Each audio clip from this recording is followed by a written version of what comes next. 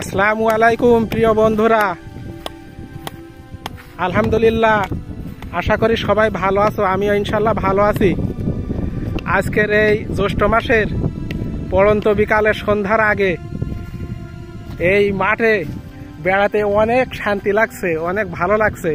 তবে এই ভালো লাগার ভিতরে আর একটা জিনিস আছে, আমাদের গ্রাম অঞ্চলের মানুষরা, নিজেদের ভাইয়েরা, প্রতিবেশীরা সবাই কিন্তু খুব সুন্দরভাবে এখানে গরু খাওয়াচ্ছে। এইটা দেখেছেন, এইটা কিন্তু আমার এই ভাইয়ের গরু। এইটা মুস্তাফিজুরের কয়টা আছে গরু? দুটো। দেখেছেন, এই গরু কিন্তু ওই গোয়াল ঘরে ওই ফার্মের মতো খাওয়ানো হয় না, এই মাঠে খাওয়ানো হয় বেশি। তবে মুস্তাফিজুরের কিন্তু ঘাসও আছে। ওই যে দেখেছেন দূরে, ওই দেখা যাচ্ছে ওই ওই ওই ঘাসটা, ওই ওই ঘাসটা ওই দেখা যাচ্ছে, ওই ঘাসটা মুস্তাফিজুরের। গাভিন কয় মাসের পেটে বাছুর? এই গরুর পেটে 4 মাস বাচ্চা আছে।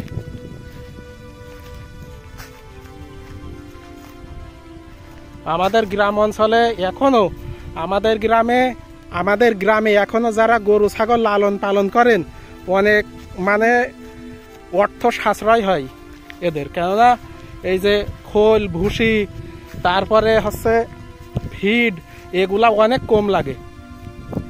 বুঝছেন, এই যে নরম ঘাস, এই ঘাস লতা পাতা খেলে এমনিতেই গরুর শরীর স্বাস্থ্য ভালো থাকে। কিন্তু গোয়াল ঘরে তুলা খাবারে গরু ছাগল কিন্তু অত ধুষ্ট হয় না।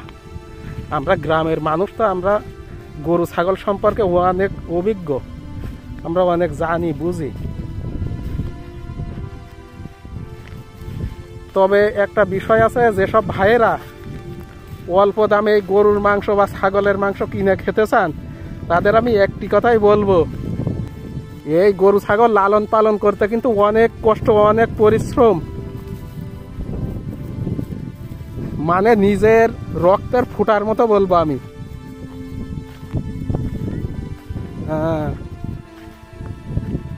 কিন্তু আমাদের গ্রাম অঞ্চলে অনেক হচ্ছে ভালো এই গরুটা। আমাদের এই সুমনেরও গরু আছে। সুমনের কয়টা গরু? আমাদের এই সুমনের 2টা গরু। তবে একটা দুঃখের বিষয় প্রিয় বন্ধুরা, আজকে আমাদের গ্রামের ভিতরেই ওই দিকে একটা বাড়ি থেকে 2টা গরু নিয়ে গিয়েছে, গাভী গরু।